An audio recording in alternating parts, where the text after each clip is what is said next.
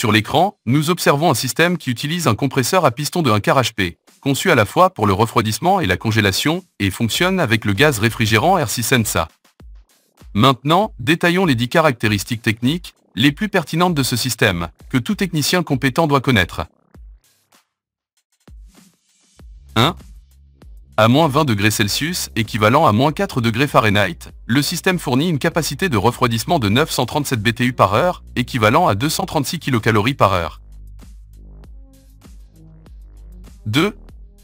À moins 10 degrés Celsius, équivalent à 14 degrés Fahrenheit, la capacité de refroidissement est de 1526 BTU par heure, équivalent à 384 kcal par heure.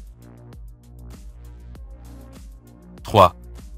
La consommation électrique nominale du compresseur de 1 quart HP, connu sous le nom de RLA, est de 2,35 A à 110 volts et 1,18 A à 220 volts. Vous pouvez vérifier cette valeur en utilisant la pince ampère-métrique. 4.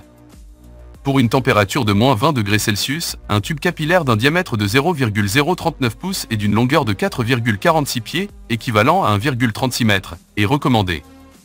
À l'écran, nous montrons d'autres mesures alternatives pour le tube capillaire. 5.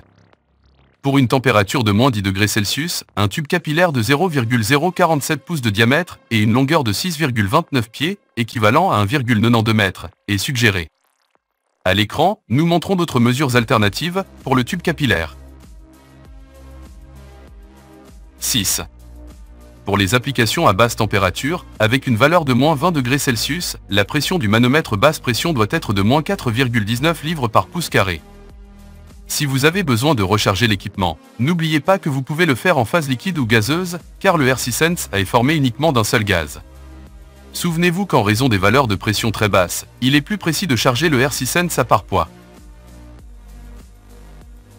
Pour les applications à température moyenne, la pression de travail sur le manomètre basse pression est d'une livre par pouce carré à moins 10 degrés Celsius.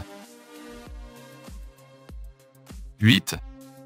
La haute pression dans tout équipement fonctionnant avec du R6Sensa doit être d'environ 70 livres par pouce carré pour des températures extérieures d'environ 35 degrés Celsius. 9. Le R6Sensa a généralement une très bonne miscibilité avec tout type de lubrifiant. En raison de la bonne solubilité entre les huiles minérales et ses réfrigérants, il peut être nécessaire d'utiliser des huiles de viscosité plus élevée pour compenser cet excès de solubilité. N'oubliez pas de changer l'huile du compresseur lorsque l'équipement a été exposé à l'environnement extérieur, par exemple en cas de fuite, c'est-à-dire lorsqu'il est complètement dépressurisé, ou lorsque l'huile présente une couleur anormale, comme le noir ou le brun foncé. 10. La quantité moyenne d'huile requise pour le compresseur est de 230 cm3 en volume, bien que cela dépende du fabricant du compresseur. Étant donné que le R600 est un gaz inflammable, il est fondamental de prendre des précautions extrêmes lors de l'utilisation de la flamme pour la soudure. Pour cette raison, avant d'effectuer toute procédure de soudure, il est indispensable de vider complètement l'équipement en utilisant une pompe à vide approuvée pour travailler avec ce gaz. Il est important d'évacuer les gaz vers l'extérieur, de préférence dans une zone bien ventilée.